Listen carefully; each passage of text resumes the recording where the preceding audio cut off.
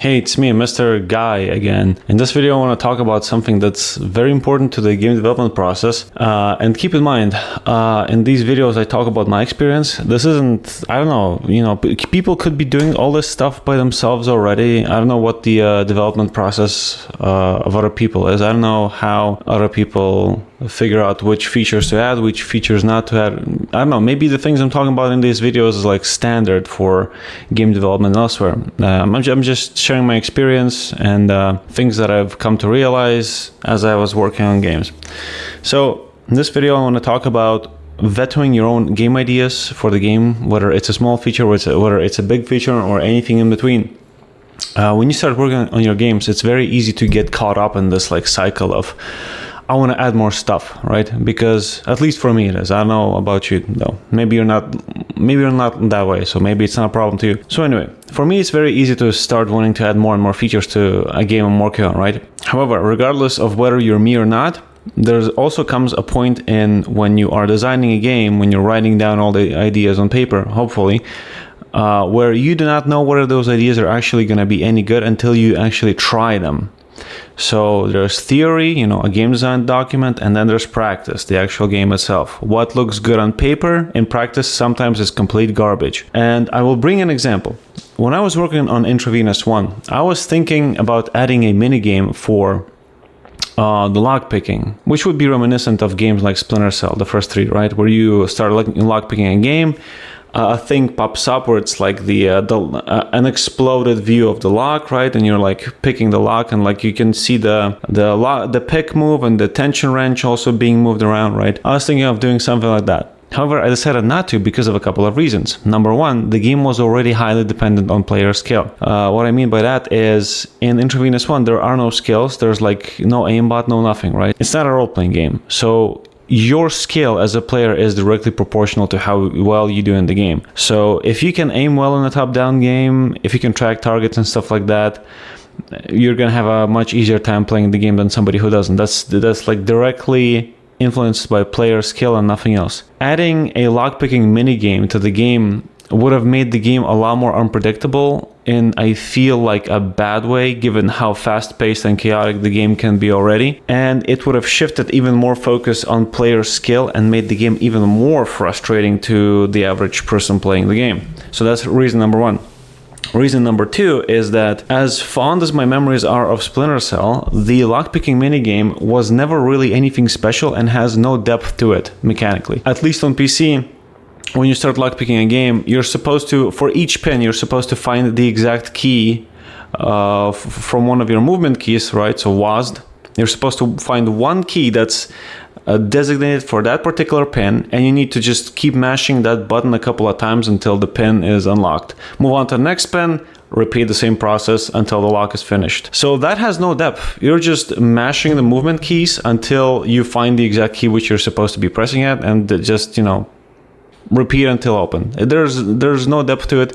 There's nothing interesting. It's just I think they just wanted to add lockpicking as like this cool feature to show people how it's done in real life, but they couldn't think of an interesting way to make it interesting gameplay wise. So you get this like feature where it's like just all flash and no substance, right? And it has no mechanical depth specifically because there is no player skill involved. You're just supposed to find one of the four keys.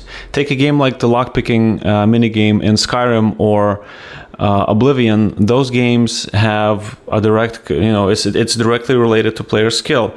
The better you are at noticing the pattern in Oblivion of when you can lock the pin, the easier the lockpicking minigame is going to be to you, and the fewer lockpicks you're going to break.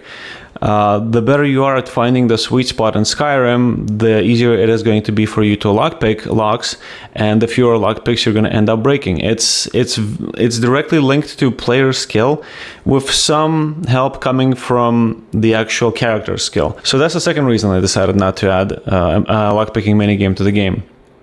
And then the third reason, and I mentioned this already before, is predictability.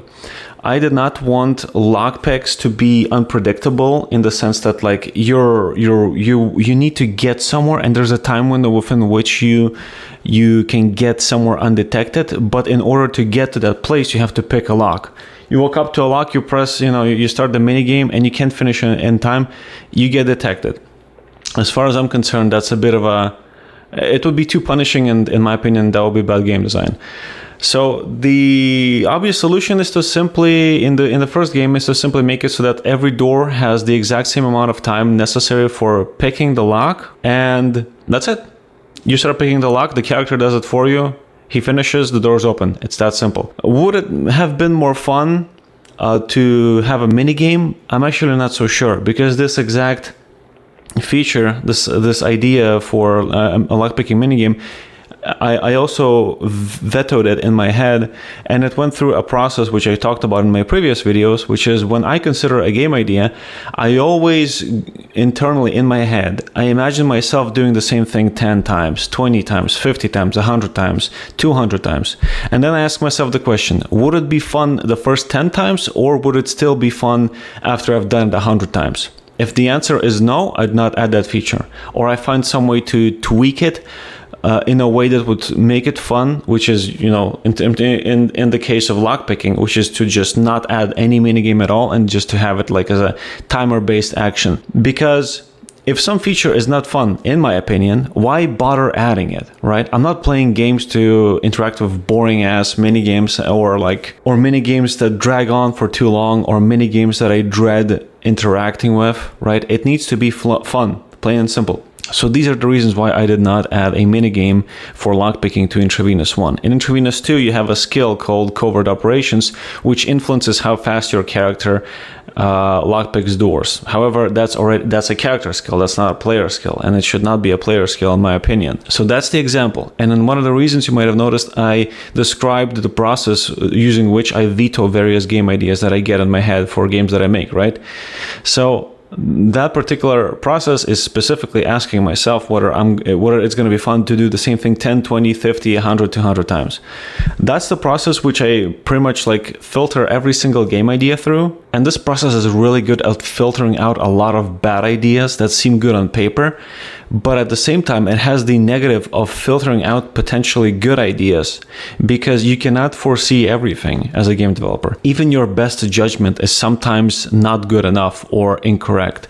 So I'll give you an example of where this filter failed. In Intravenous 2, as I was working on it, somebody suggested adding a confidence system, a combat confidence system, where goons, if the player was doing very well in combat, goons would fall back and retreat from where you are to take up more defensive positions further away from you, so that you wouldn't have the situation that you had in the first game where enemies would bunch up on you, right?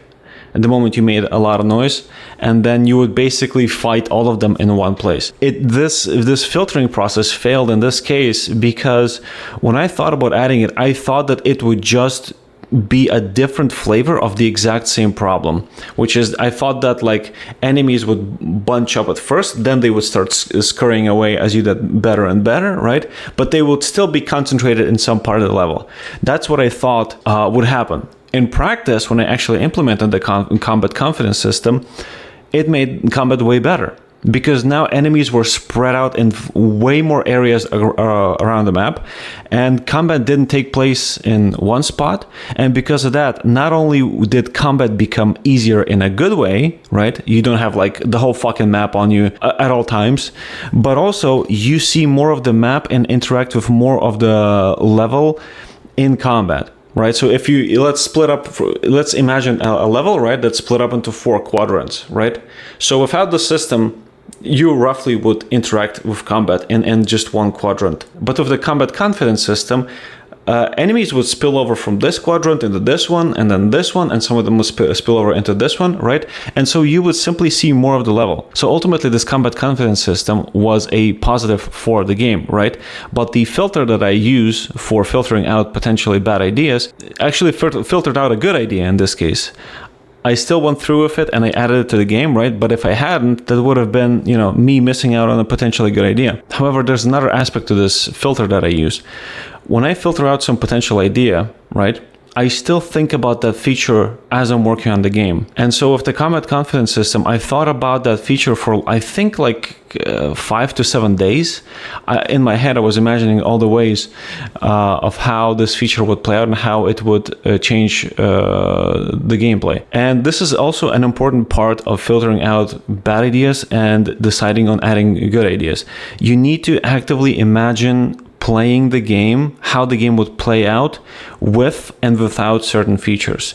It's very, very important to imagine yourself doing these things, because if you are the game's director, meaning you tell others how the game is meant to be played and how it's all going to work, it's literally up to your vision to decide how the game is going to be. And if you do not visualize playing your own game in your head for an adequate amount of time, your game might not be as good as it could have been. So to recap, because this video is getting a little bit too long, the method I use personally to filter out bad ideas is I ask myself the question of, would this be fun to do 10, 20, 50, 100, 200 times?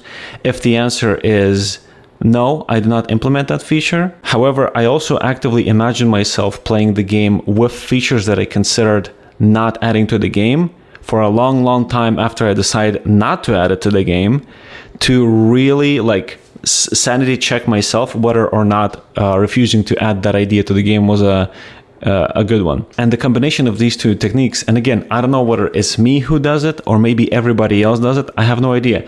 But this combination of these two techniques has helped me avoid really bad gameplay decisions for the game and add features that I initially thought would not fit, but actually ended up benefiting the game in a really good way. So that's everything that I wanted to talk about in this video. Hopefully this will be helpful. Hopefully this was, interesting to watch. See you next time. Bye-bye.